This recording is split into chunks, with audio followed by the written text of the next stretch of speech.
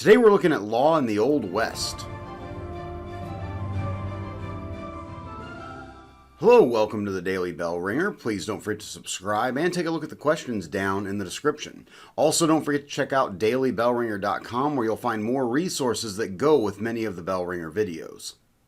As Americans rushed to move west during the mid to late 1800s and boom towns began to spring up filled with prospectors looking for gold and cowboys driving herds of cattle to market, law enforcement was slow to develop, and many towns sprung up so quickly that basic city functions such as law enforcement didn't necessarily organize. Today we look back at the time period from right after the Civil War in 1865 to the turn of the century in 1900 as being the Wild West, with these lawless towns running out of control with outlaws, saloons, and gambling. But surprisingly, despite being sensationalized by Eastern newspapers, these towns had fairly low crime rates and in many cases were safer than larger cities in the East such as Chicago or New York. In fact, there were only 8 recorded bank robberies in the entire Wild West period throughout all of the western states. Many assume that gunfights were commonplace and that many people were murdered, but again, this simply was not the case. In fact, in Dodge City, Kansas, one of the most famous western boomtowns, they averaged only 2 murders per year. But nonetheless, legends of lawmen being involved in quick-draw gun duels, capturing bank robbers, chasing down bandits, and riding across miles of open range are all pictures that come to mind when thinking about law in the Old West. Most of these images come from books, TV shows, and movies. But those that enforced law in the Old West had much more mundane or ordinary duties, such as collecting taxes, making sure stores were locked up at night, and seeing that business licenses were up to date. Among lawmen of the West were different levels or different titles and duties.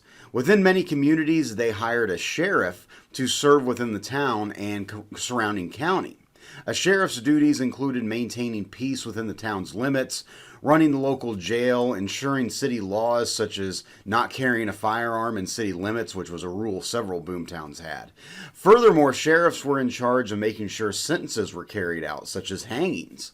Sheriffs could appoint deputies to help in maintaining law and order, and also would be in charge of forming posses to chase down known outlaws. Many towns would also elect or appoint a town marshal that was responsible for items strictly within the town limits, and did many of the same tasks that the sheriff would do. U.S. Marshals were employees of the federal government and would have jurisdiction or legal powers within their assigned districts. So they did not generally cover one county or one town, but rather large areas of the West.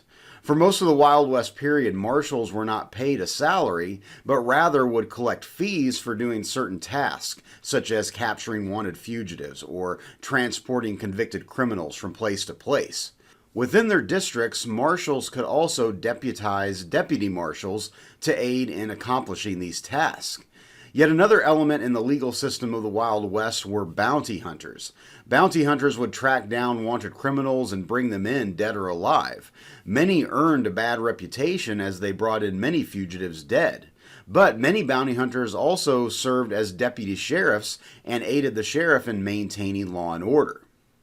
In many of the Wild West boom towns, these law enforcement entities simply did not exist, and so citizens took law into their own hands and practiced what we would call vigilante justice. Impromptu posses would be formed and ride out to capture wanted outlaws. Once outlaws were captured and brought in, they would many times have to wait for a long time in jail before a trial would take place.